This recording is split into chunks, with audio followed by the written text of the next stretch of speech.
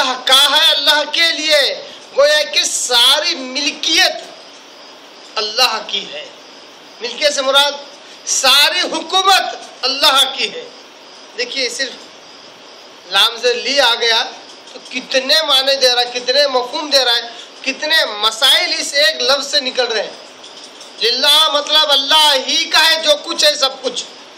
دوسرا اللہ کے لیے ہے، اللہ نے بنایا اس لیے سب کچھ اللہ کا ہے۔ جیسے ہم کہتے ہیں نا انا للہ و انا الیہ راجعون، ہم اللہ کے لیے ہیں، اللہ کے ہیں اور اللہ کی طرف جائیں گے۔ اسی طرح للہ سے مراد اللہ کی حکومت آسمانوں اور زمینوں پر ہے۔ للہ سے مراد کیا ہے؟ حکومت بھی ساری اللہ کی ہے۔ پوری کائنات پر کسی کی مرضی نہیں چلتی، صرف ایک کی مرضی چلتی ہے، وہ ہے اللہ۔ للہ ما فی السماوات، سما کی جمع سماوات، آسمانوں اور زمین میں جو کچھ ہے سب کا سب اللہ ہی کا ہے۔ وَإِن تُبْدُوا مَا فِي أَنفُسِكُمْ أَوْ تُخْفُوهُ يُحَاسِبْكُم بِهِ اللَّهُ۔ بڑی ہی زبردست آیت ہے، دل کو پسیج کرنے والی، دل کو نرم کرنے والی، ڈرانے والی، تقویٰ پیدا کرنے والی۔ کیا کہتا ہے اللہ؟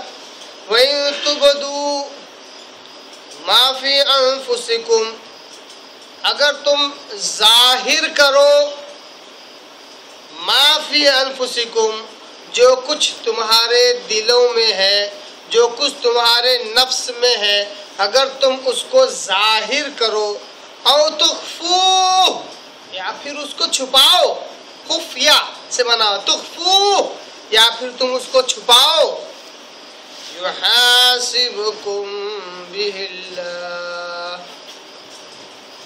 یحاسبکم بہ اللہ، وہ اللہ تمہارا حساب کتاب لے گا۔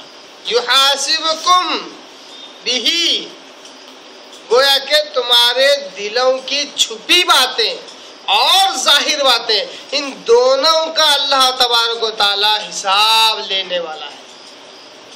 یحاسبکم بہ اللہ۔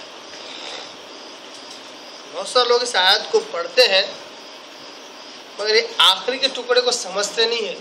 یحاسبکم بہ اللہ، اللہ حساب لے گا ان چیزوں پر بھی جو تمہارے دلوں میں خیالات پیدا ہوتے ہیں، چاہے تو اس کو چھپاؤ تو بھی اللہ ان پر حساب کتاب لے گا۔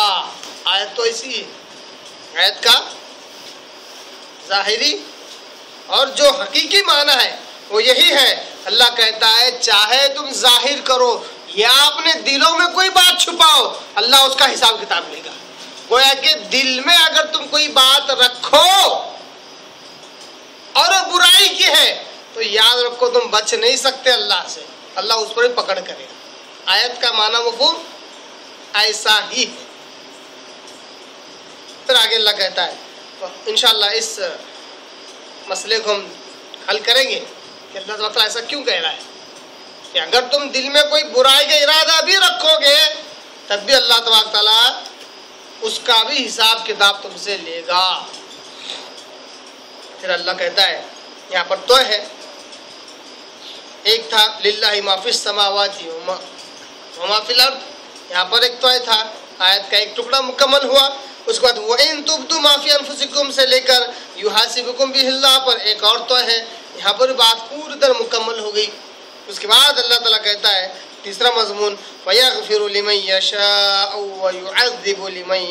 وَيُعَذِّبُ مَن يَشَاءُ، لہذا اللہ بخش دیتا ہے جس کے لیے وہ چاہے۔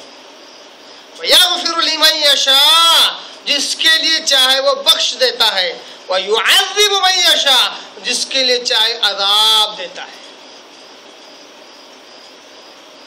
واللہ علی کل شیء قدیر، کیوں ہے اللہ کی صفت جو چاہے سو کرتا ہے، جس کو چاہے معاف کر، جس کو چاہے عذاب دے، کیوں ہے ایسا؟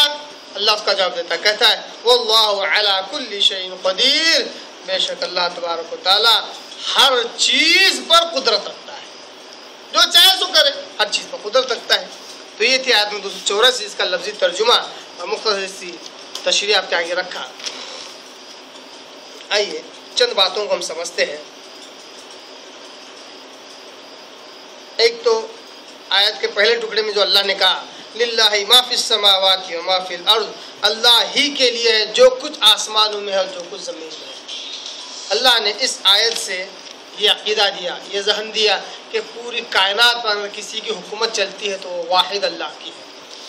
پوری کائنات میں اگر تصرف کسی کا ہوتا ہے تو وہ خالص اللہ کا ہے، وہ اپنی مرضی کے مالک ہے، جو چاہے سو کرے، اس پر کسی کا دباؤ نہیں، اس پر کسی کا دباؤ نہیں چل سکتا، اس پر کوئی فورس نہیں ہے، ساری حکومت اسی کی ہے، اس کے آگے کسی کی نہیں چل سکتی، کوئی نہ سفارش کر سکتا ہے نہ اللہ پر زور اور دباؤ ڈال سکتا ہے، کیونکہ حکومت ساری خالص اسی کی ہے، اس کی حکومت میں اس کا کوئی شریک نہیں ہے۔ پھر آگے اللہ کہتا ہے وَإِن تُبْدُوا مَا فِي أَنفُسِكُمْ أَوْ تُخْفُوهُ يُحَاسِبْكُم بِهِ اللَّهُ، چاہے تم اپنی باتوں کو ظاہر کرو جو تمہارے دلوں میں ہے، یا اس کو چھپاؤ، اللہ تبارک تعالیٰ اس کا حساب کتاب دے گا۔ یہاں پر ایک بڑی پیاری حدیث آتی ہے، انشاءاللہ اس حدیث کو ہم آمن الرسول جو آیت ہے اس کے ضمن میں انشاءاللہ ہم پوری طرح سے عربی متن کے ساتھ دیکھیں گے۔ اور پھر لوگ اس حدیث کو آپ کے آگے رکھنے کا مقصد یہ ہے کہ یہ آیت جو نازل ہوئی اس وقت صحابہ کا کیا حال تھا، یہ بتلانا مقصد ہے۔ جب یہ آیت نازل ہوئی، آیت میں 200